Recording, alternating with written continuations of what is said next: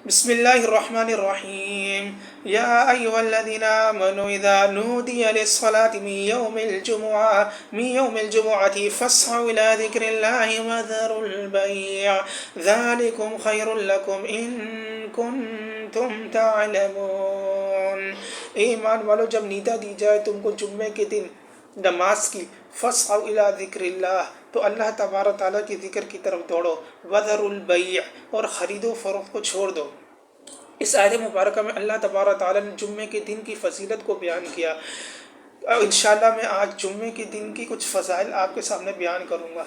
جمعے کے دن کو جمعہ کیوں کہا جاتا ہے؟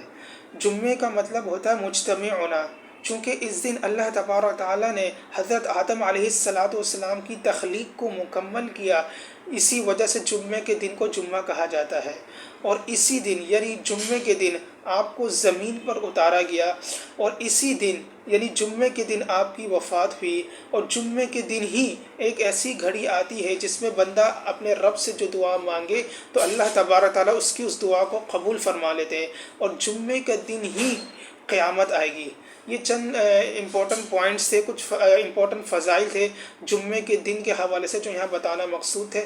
اللہ تبارک تعالیٰ سے دعا ہے کہ اللہ تبارک تعالیٰ ہمیں شریعت کے احکام کو خوب اچھی طریقے سے سمجھنے اور اس پر عمل پیرا ہو کر زندگی گزارنے کی توفیق عطا فرمائے۔